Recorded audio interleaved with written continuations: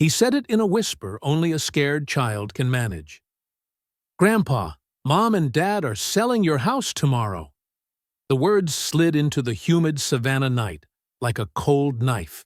The clock on the wall read 9:47 p.m., and I was sitting on the porch polishing Ellen's old brass lamp, the one she bought when we first moved here in '83.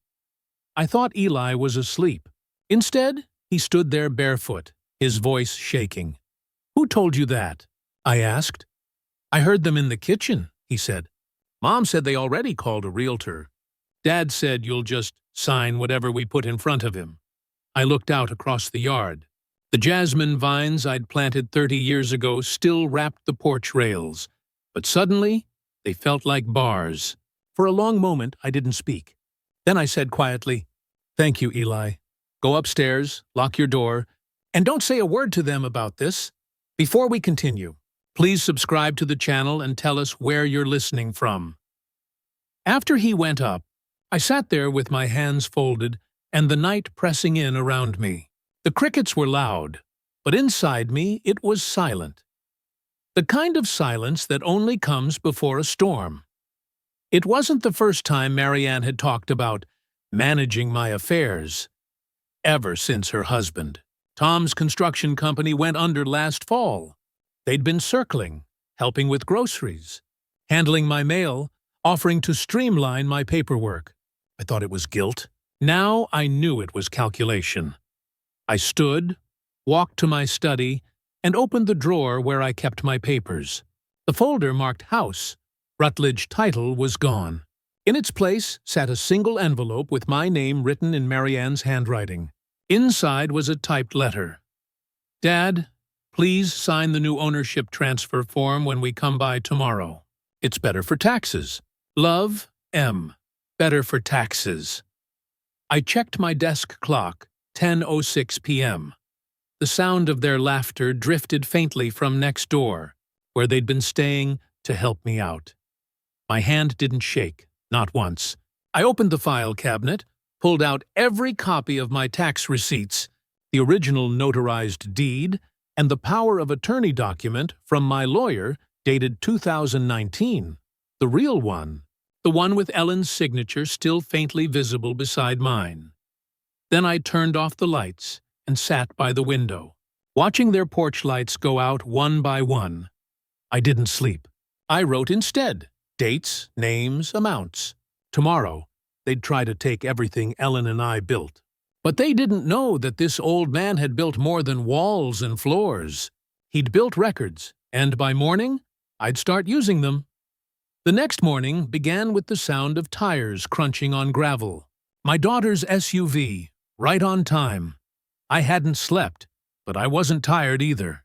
There's a strange kind of strength that comes when you finally stop pretending you're not being betrayed.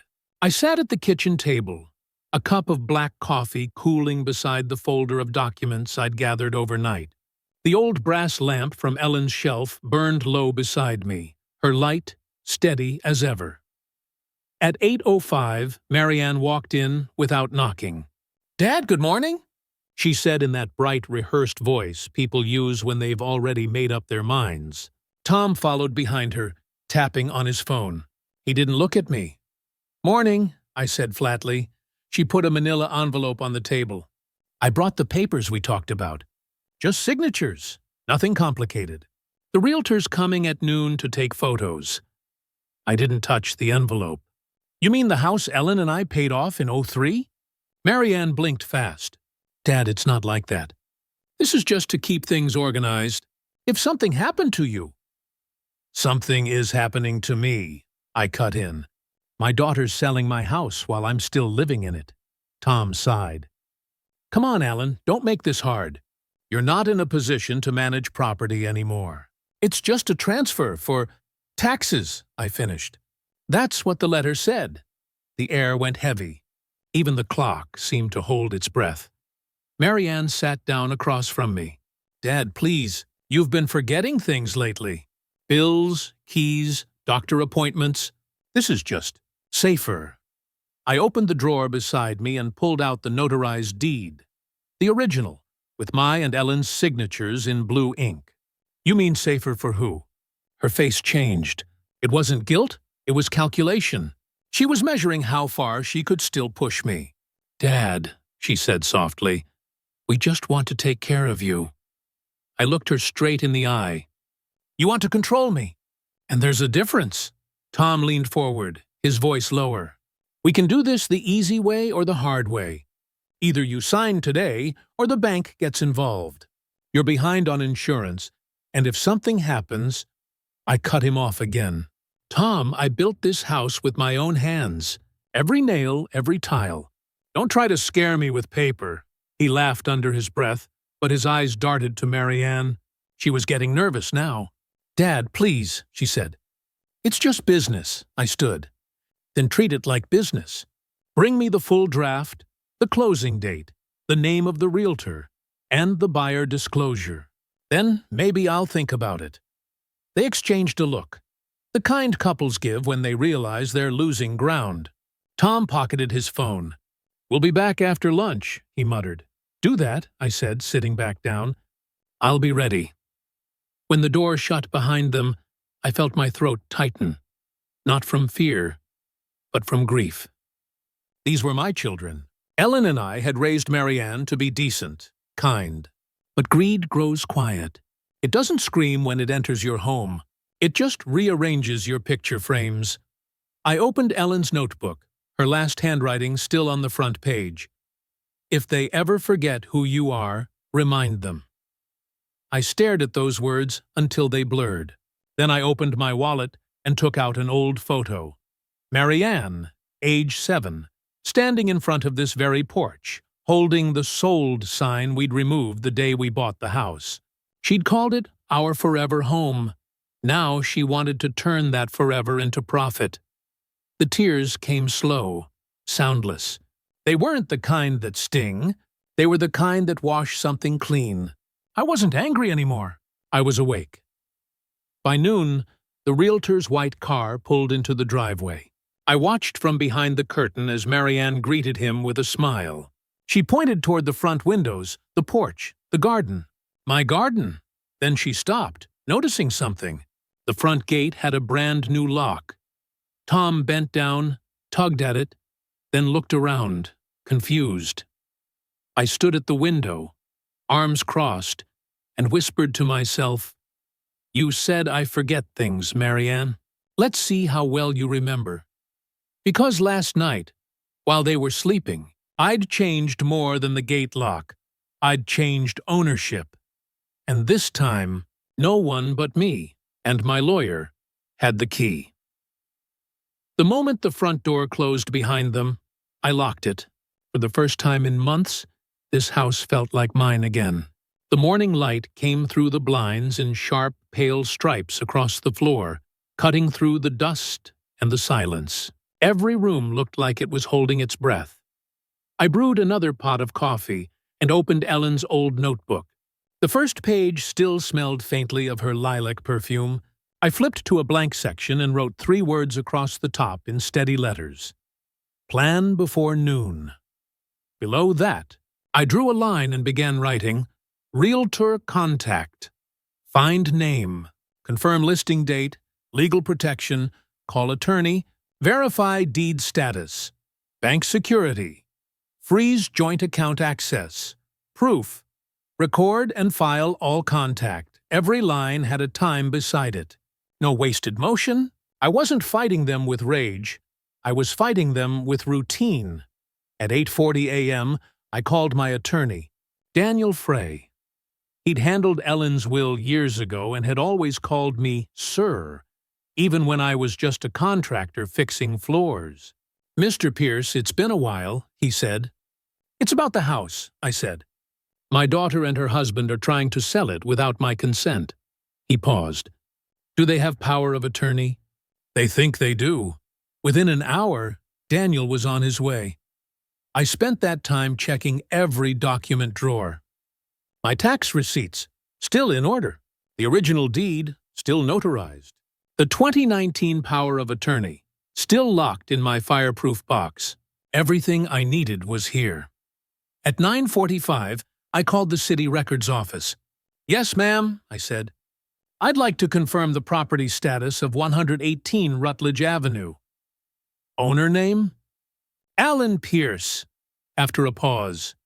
Still registered under your name, sir. No transfer on file. I thanked her, hung up, and wrote the time down.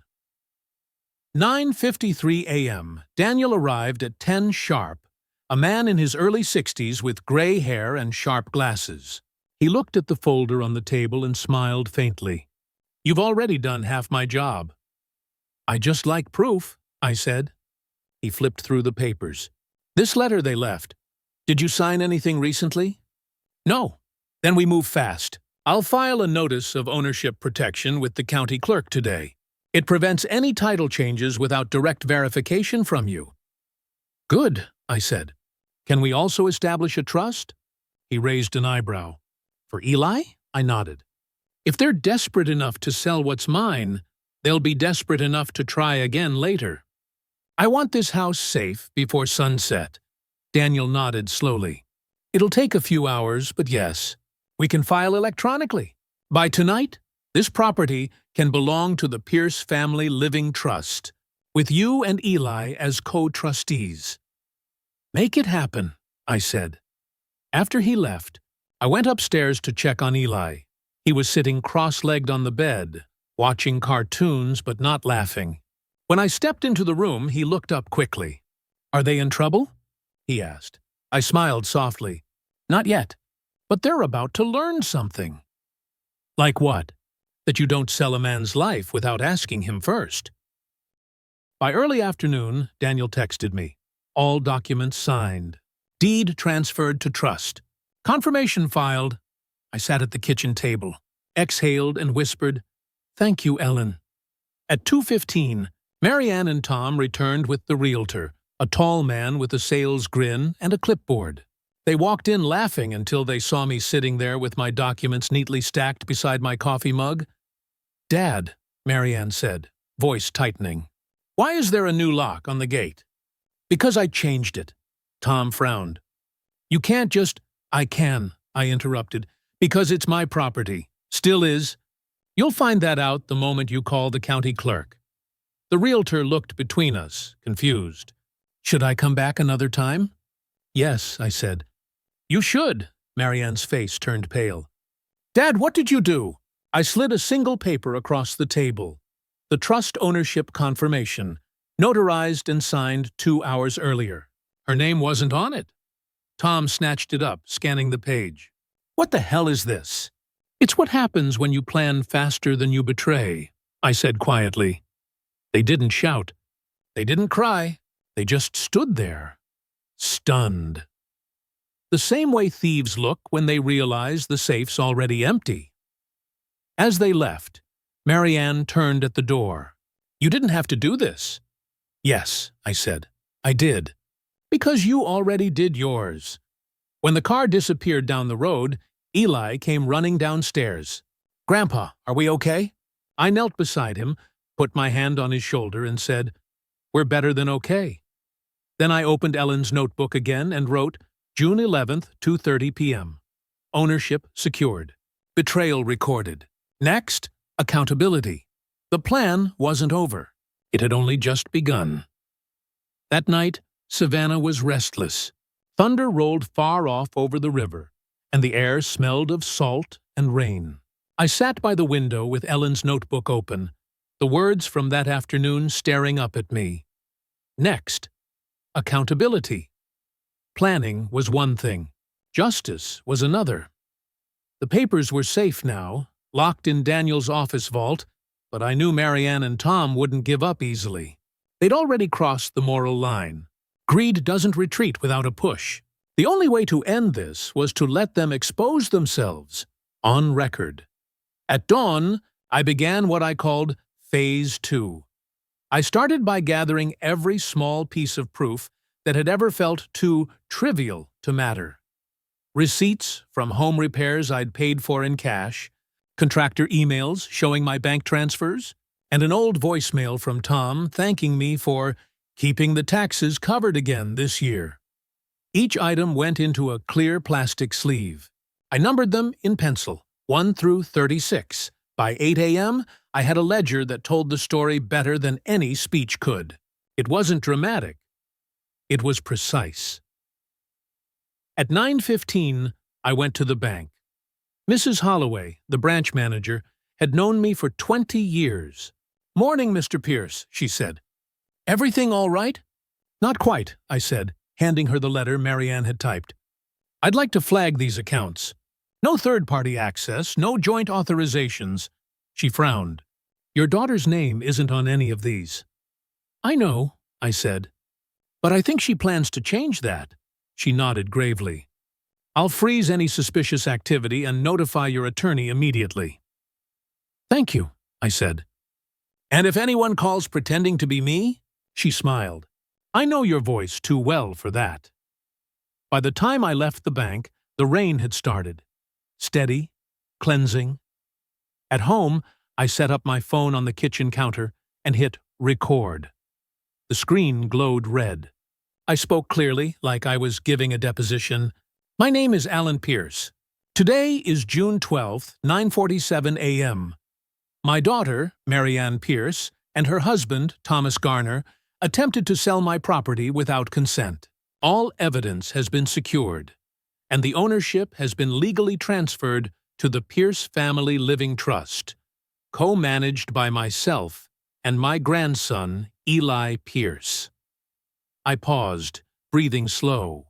If you're hearing this, it means they tried again. That message wasn't for me. It was for the lawyer, the court, or maybe even Eli years from now. Proof that I wasn't senile. Proof that I saw everything coming. Around noon, Tom showed up alone. He didn't knock, just walked in, soaked from the rain, jaw clenched. "What the hell did you do, Alan?" "Protected my home," I said, not looking up from my paperwork. He slammed his hands on the table. "Do you know how much that house is worth?" "You're sitting on a fortune while your family drowns." "Then learn to swim," I said. He glared at me. "You're being selfish," I met his eyes. "You tried to sell the only thing I have left of my wife." "That's not selfishness. That's survival." He took a step closer. "You can't stop this forever." "Forever?" I said, finally standing. "Tom, I don't need forever. I just need you to make one more mistake." He hesitated. "What does that mean?" "It means," I said, nodding toward the security camera above the door, "you just threatened me. On video." He froze. His eyes flicked upward to the small blinking light, then back at me. His face went pale. "You think you're clever, old man?" He spat. "No," I said quietly. "Just prepared." He stormed out, slamming the door so hard the window rattled. As soon as his car pulled away, I replayed the footage from the living room camera. His voice was clear, angry, reckless, perfect. I backed it up to the exact line and smiled. Evidence doesn't lie. That evening, I called Daniel. "It's done," I told him. He came here. "Got it all on video." "Good," Daniel said. "Keep it safe. We'll file for a restraining order first thing in the morning." I hung up and went to the porch. The rain had stopped, leaving the city washed and quiet. Across the yard, Eli was sitting on the steps, humming to himself. He looked up when I joined him. "Did they stop, Grandpa?" "Not yet," I said, resting a hand on his shoulder. "But they will," he nodded. "You're not scared, are you?" I smiled faintly. "No, because the truth's on my side. And the truth doesn't flinch." The streetlights flickered on one by one, painting the wet pavement gold. I leaned back in the chair Ellen used to love and whispered into the evening, "You tried to sell my peace. Now you can buy your own guilt." The storm had passed, but I knew the next one was coming, and this time I was ready for it.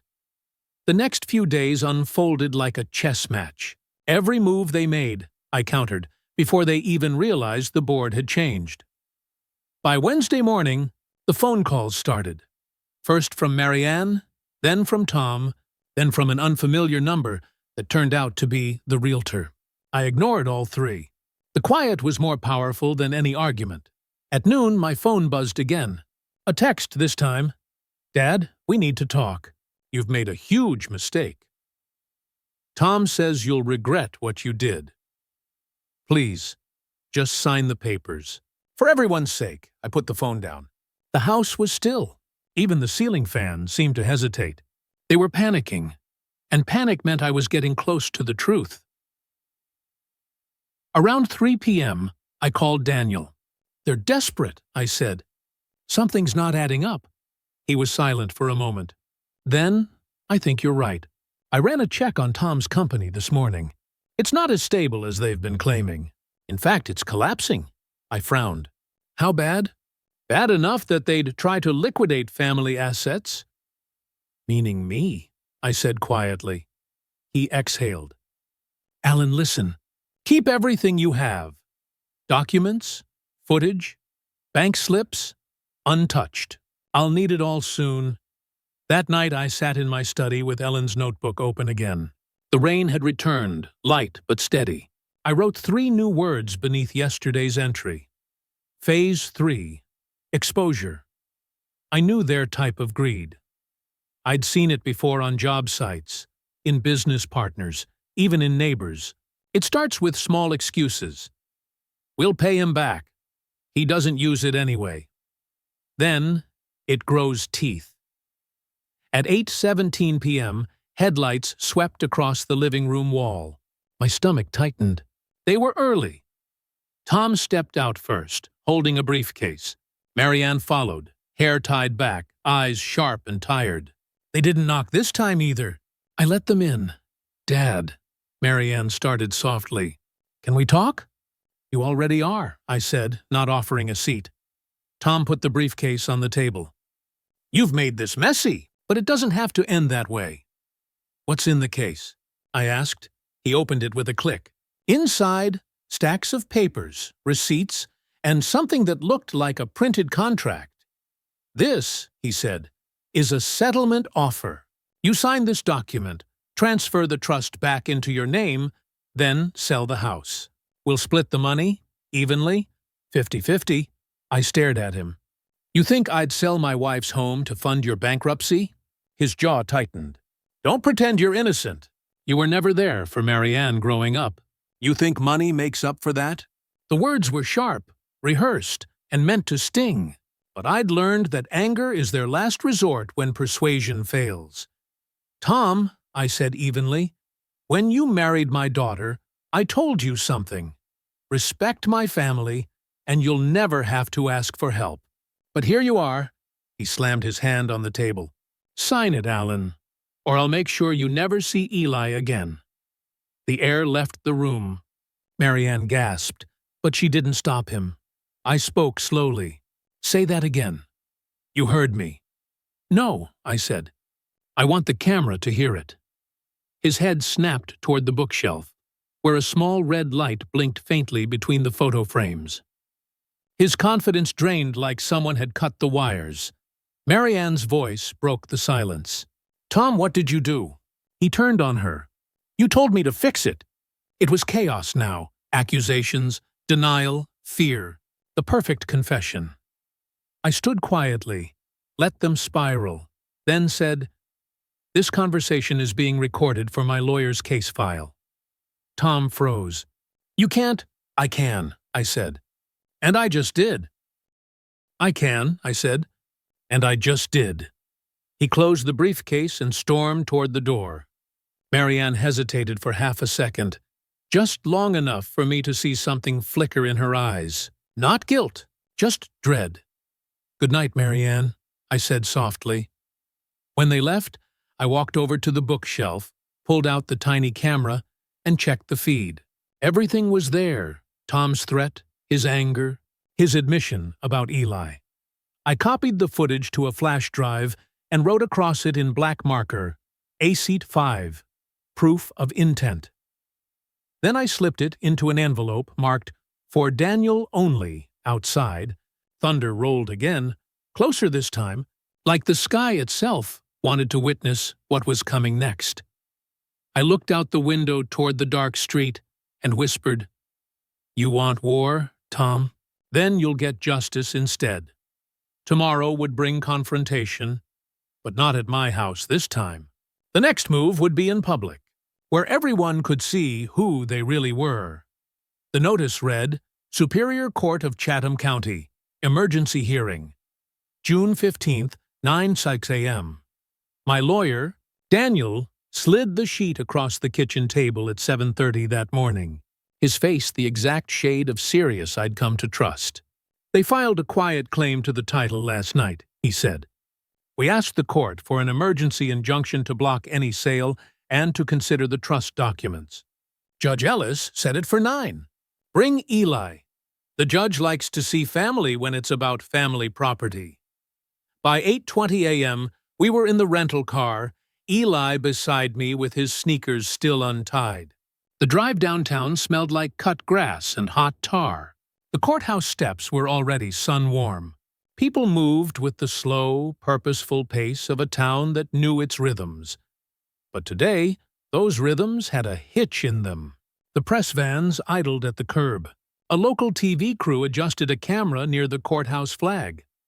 We went through security and sat in the public gallery, the wood of the benches worn smooth from years of elbows.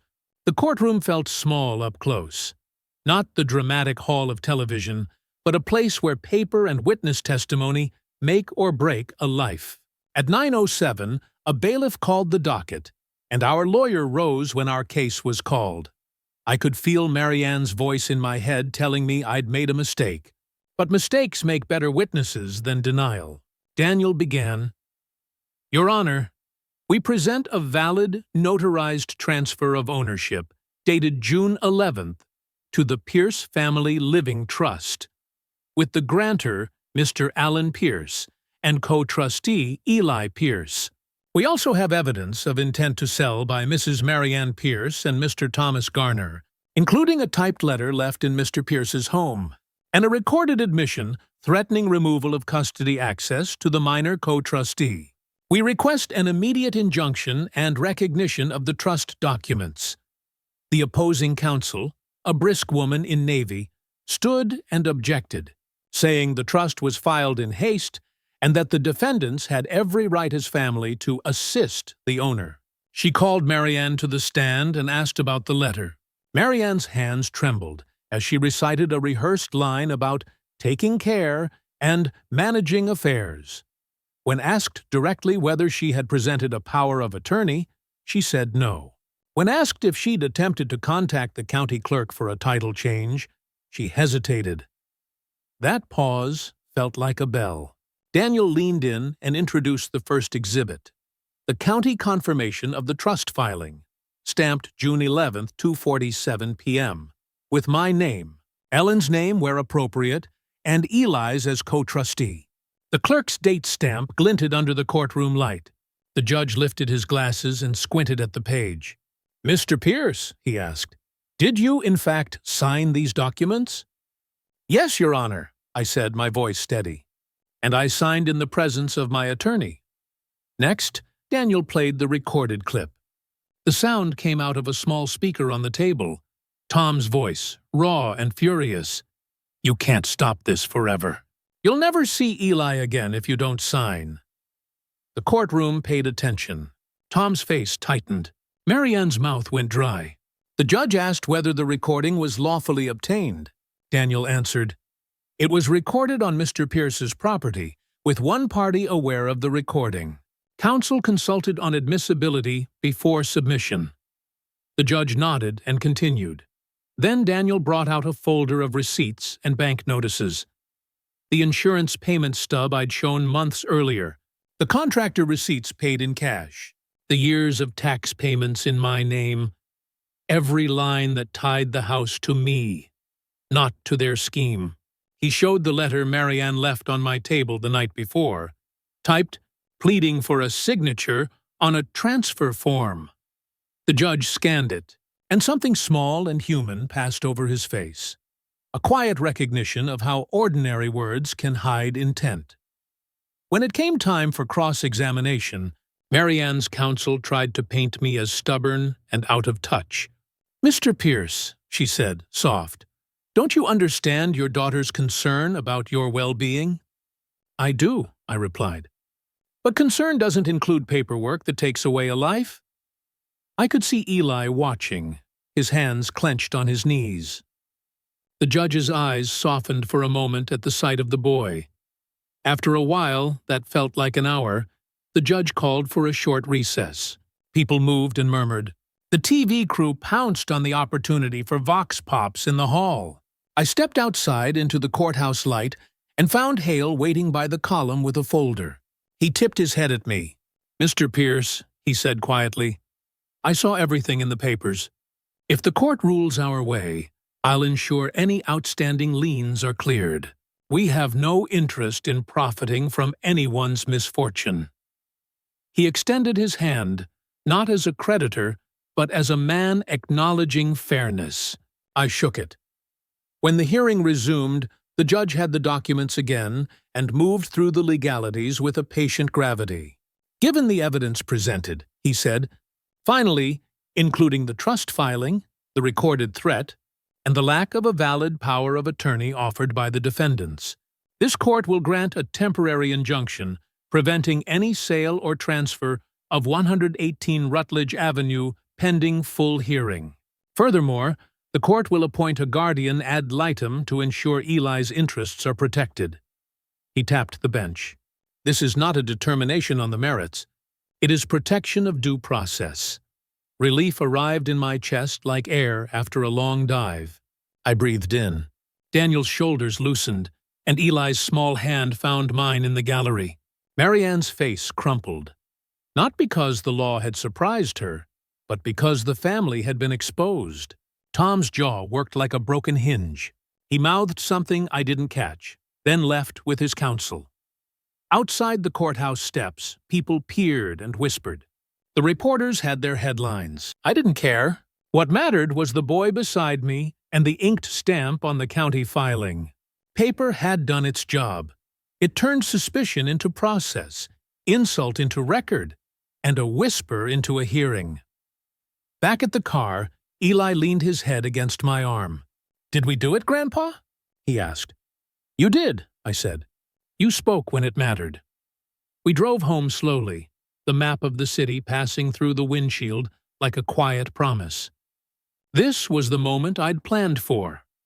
Not rage, not revenge for vengeance's sake, but protection measured in signatures and filings. The courtroom had done what a dinner-table argument could not. It made the betrayal public, formal, and irreversible for now, and with the judge's ink still drying in the clerk's office, the next stage was obvious. Make the truth impossible to ignore. The morning after the hearing, silence returned. Not peace, just the kind that comes before someone reloads. I knew Tom wouldn't stop with embarrassment. Men like him don't accept losing in public. They rewrite it. At 8:14 a.m., the first call came. Unknown number. I let it ring. Then another. Then 3 more from a blocked ID. When I finally picked up, it was Marianne. "Dad," she said, voice shaking. "Tom's furious. He says you humiliated him in front of everyone. You need to undo this." "Undo what?" I asked calmly. "The truth? You didn't have to make it public," she shouted. "You've destroyed our family's reputation."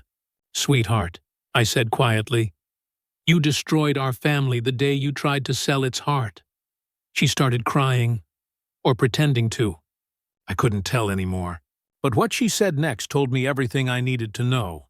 "Tom's already talking to the bank. He says you can't hold out forever." The line went dead. I called Daniel immediately.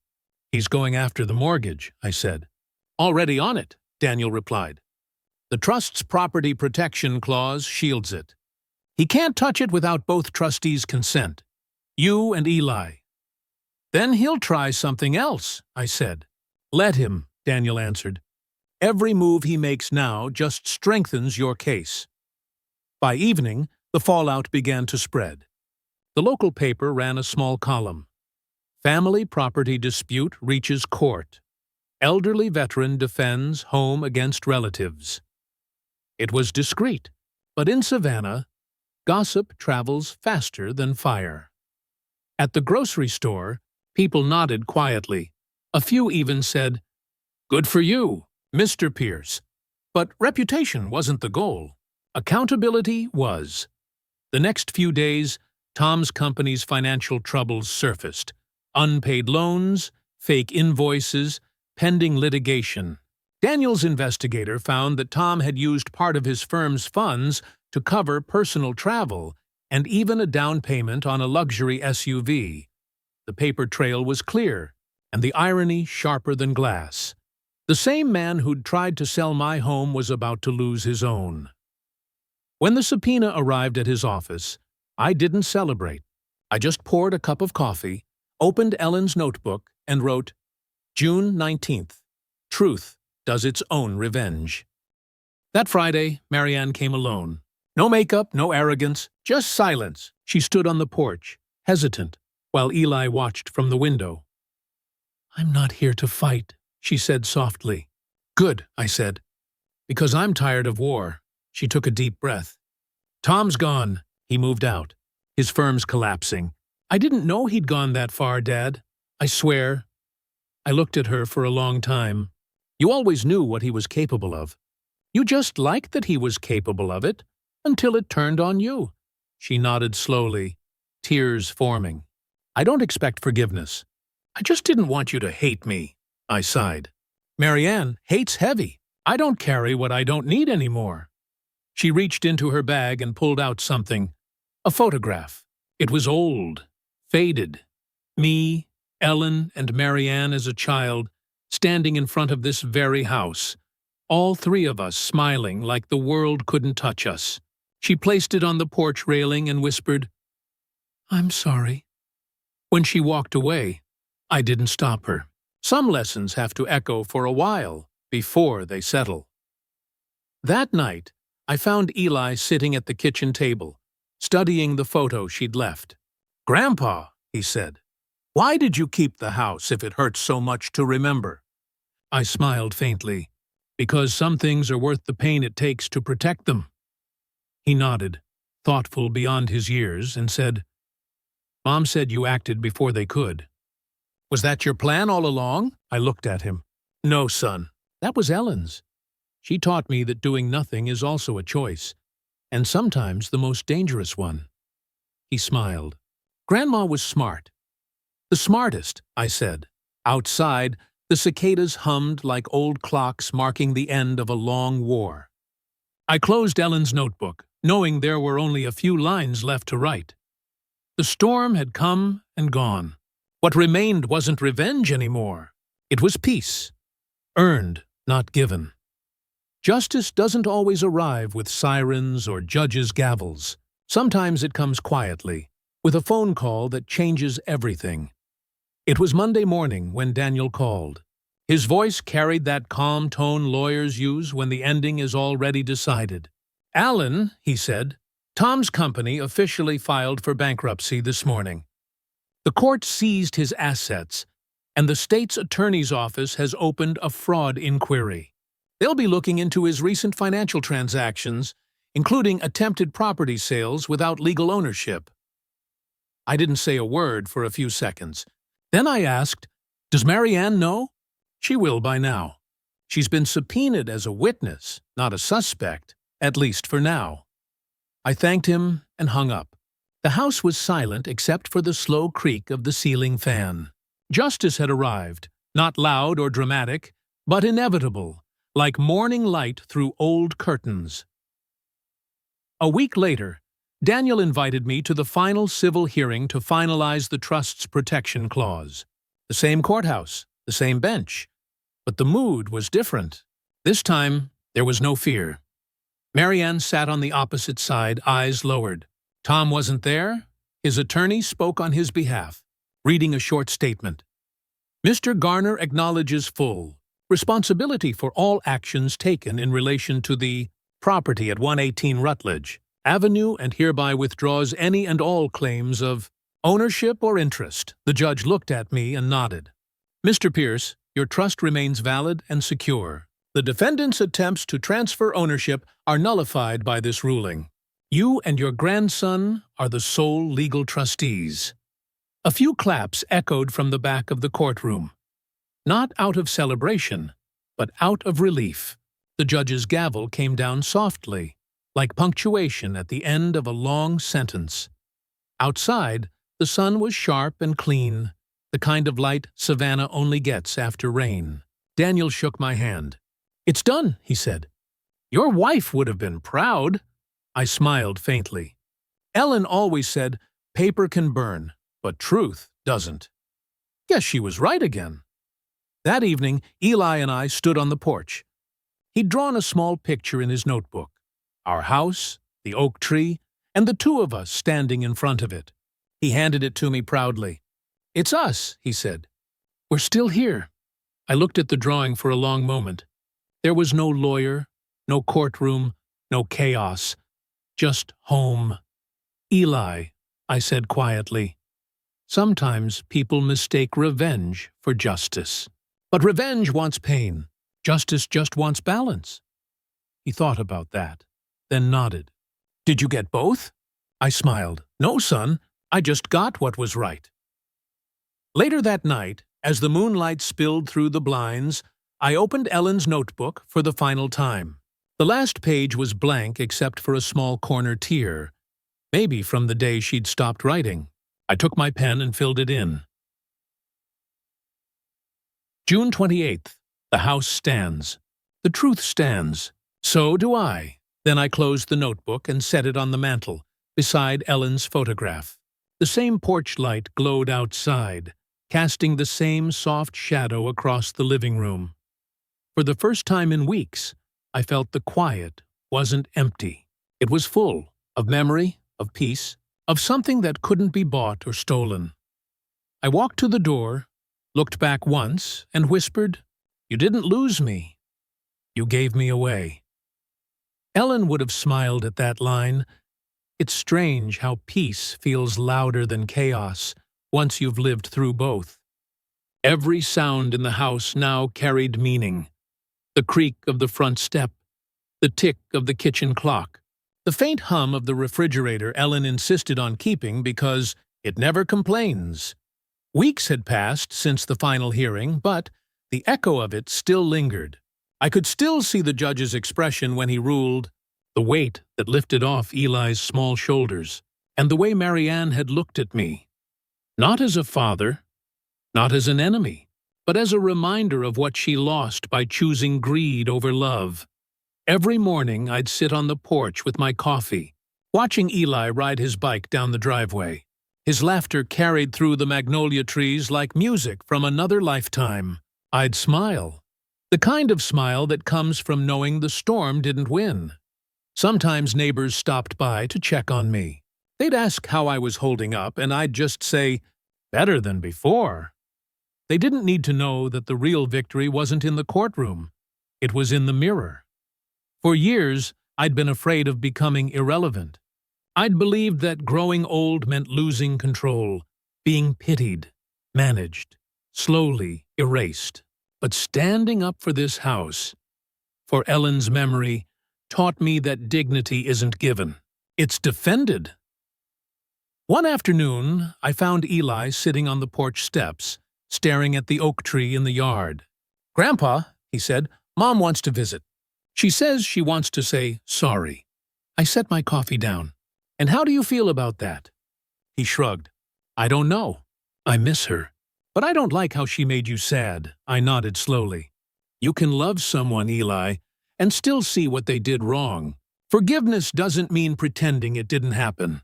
It just means you've learned what to protect next time." He thought about that for a long moment, then said, "Will you forgive her?" I looked toward the road where Marianne used to run as a child. "One day," I said quietly, "but forgiveness isn't about her. It's about me being free enough to move on." That night, I opened Ellen's notebook again, the one that had started it all. The pages smelled faintly of cedar and dust. I ran my fingers over the last entry I'd written. The house stands. The truth stands. So do I. For the first time, I added something beneath it. And the lesson stands. Love isn't blind. It's patient enough to see the truth. After dinner, Eli helped me light the porch lanterns. the same ones Ellen bought on our 25th anniversary. We stood in the glow together, and I realized something important. This house wasn't just a building anymore. It was a witness. It had seen greed, betrayal, survival, and finally, grace. The next morning, I walked through every room. Ellen's garden apron still hanging by the back door, her handwriting still taped on the kitchen corkboard. Keep the lights gentle. And as I stood there, I realized I'd done more than defend a property. I'd defended a legacy, not of wealth, but of worth. So many people spend their lives waiting for apologies, for recognition, for closure. I learned that closure doesn't come when others admit they were wrong. It comes when you no longer need them to. Eli came running in, out of breath, holding a letter. "It's from Mom," he said. "She says she's sorry and wants to start over." I took the letter and smiled faintly. "Then maybe," I said, "this house can forgive too." I tucked it between the pages of Ellen's notebook, not as proof, not as pain, but as peace. Outside, the porch light flickered in the warm Georgia dusk. The house was quiet, alive, and whole again. And so was I. Summer drifted into Savannah slowly, the kind of heat that presses down like a memory. By July, the azaleas around the porch had bloomed again, just as Ellen used to time them. I took it as a sign that it was time to stop surviving and start living. Marianne called the week after Eli handed me her letter. This time, I answered. Her voice was small, stripped of the polish it once had. "Dad," she said, "I know I don't deserve your time. I just wanted to hear your voice." For a moment, I didn't know what to say. The anger that used to boil inside me was gone. In its place, a tired understanding. "You sound different," I said. "I am," she whispered. "I left Tom. I've started working again. I'm trying to fix what I broke." I nodded, even though she couldn't see it. "You can't fix everything, Marianne, but you can stop breaking what's still standing." We talked for almost an hour. About her new job, about Eli's grades, even about the weather. For the first time in months, her voice sounded like my daughter's again. When she hung up, I sat there a long time, listening to the quiet ring of peace settling back into the walls. Days turned into weeks. Eli and I built new rituals, early walks to the farmer's market, evening chess on the porch, Sunday dinners that always ended with laughter. Every time he smiled, I saw a piece of the family I'd fought to save. One morning, the mailman left a large envelope addressed to me in careful handwriting. Inside was a check, small but symbolic, from Marianne. Along with it, a note. "For the taxes you always paid without asking. Thank you for keeping the roof over our heads. I know now what that really meant." I folded the note gently and placed it next to Ellen's notebook. The check didn't matter. The change in her did. By late August, Tom's name appeared in the local paper again, this time in the legal section. His company had been dissolved, his remaining assets liquidated to cover fraud claims. He'd left town, maybe to start over somewhere else. For the first time, I didn't feel anger when I read his name, just distance. He was part of a story that had already ended. That night, I stood outside under the porch light, watching the oak leaves move in the warm breeze. Eli came beside me, barefoot and half asleep, holding his sketchbook. "Grandpa," he mumbled, "Mom says she wants to visit next weekend." I looked down at him. "How do you feel about that?" He smiled. "I think she wants to be better." I nodded. "Then let's give her that chance." The next weekend, Marianne arrived. No tension, no lawyers, no papers, just a woman carrying a pie and a second chance. Eli ran into her arms without hesitation, and I stood on the porch, letting the moment breathe. She looked at me across the yard, eyes glassy. "Dad, I don't expect you to forget, but I want to start showing you who I really am, not who I became." I stepped forward, put a hand on her shoulder and said softly, "Then start by having dinner." Ellen's table is still big enough for all of us. That evening, laughter returned to the dining room. It wasn't the same as before. Nothing ever is. But it was real. As I watched my daughter and grandson eat together, I realized something Ellen had always known. Justice without forgiveness is just another kind of prison. The house had survived. So had we. And as the crickets began their song outside, I whispered to myself, peace isn't given. It's rebuilt. One dinner, one truth, one family at a time. Autumn came to Savannah with gold light and the sound of dry leaves whispering against the porch. The air had that quiet crispness Ellen used to call truth weather, when the world feels lighter because it finally said what it needed to say. I was out in the yard one afternoon, trimming the hedges, when Eli came running with a letter in his hand. "Grandpa, it's from the lawyer!" he shouted. I wiped my hands on my work pants and opened it. Inside was a short statement from Daniel. The trust has matured. You are authorized to designate the successor trustee as you see fit. Congratulations, Alan. You kept your legacy intact. I looked at Eli. He was taller now, the summer's growth showing in his shoulders. You know what this means, kid? He shook his head. It means when you're old enough, this house, this story, becomes yours. He grinned. Even the garden? Especially the garden, I said, smiling. That's where the roots are. That night, after dinner, I sat on the porch with a small box. Inside were three things: Ellen's notebook, the old photograph Marianne had left on the railing, and the key to the safe that held every document we'd fought for. I called Eli over. This isn't just a house key, I said, placing the small brass key in his palm. It's proof. Proof that when someone tries to take what's right, you don't scream, you stand. You gather your facts, you hold your ground, and you let truth do the talking. He nodded slowly, his young face serious in the soft porch light. Later that week, I visited Ellen's grave. The cemetery smelled of pine and salt from the nearby marsh. I placed fresh magnolias on her stone and told her everything: the betrayal, the courtroom, the peace that followed. And when I told her that Marianne had come back, the wind picked up just enough to rustle the trees, like approval. Ellen, I whispered, you were right. The best revenge isn't loud. It's living long enough to see justice breathe. As I walked back to the truck, I realized something quiet but undeniable. I'd spent months fighting to protect the house, but what I'd really been defending was the proof that love doesn't disappear when it's betrayed. It waits until truth clears the noise. A few weeks later, Marianne stopped by again, this time with a small envelope. She handed it to me, smiling nervously. I wanted you to see this, she said. Inside was a property deed. Not mine this time, but hers. She'd bought a small cottage 2 miles away, close enough for Eli to visit after school. I used my own name, she said proudly. No one else's.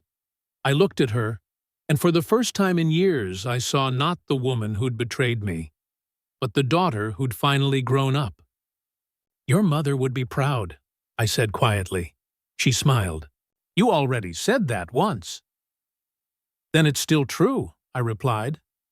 When the sun dipped below the oaks, Eli came out holding the notebook. Grandpa, he said, can I write something on the last page? I nodded. He sat beside me and, in neat block letters, wrote, Love doesn't sell. It stays. I read it twice, feeling something warm and steady move through me. The kind of peace that doesn't need applause. That night, before turning in, I placed the notebook back on the mantel, beside Ellen's photo. The house was quiet again, but this time it wasn't waiting for war. It was standing guard, not over possessions, but over truth. I turned off the porch light and whispered one last time, before we continue, please subscribe to the channel and tell me where you're listening from. Then I laughed softly. because I knew Ellen would have loved that. The story was over, but the lesson wasn't. Greed burns fast. Truth outlives the fire, and in the quiet Savannah night, justice slept soundly under its own roof.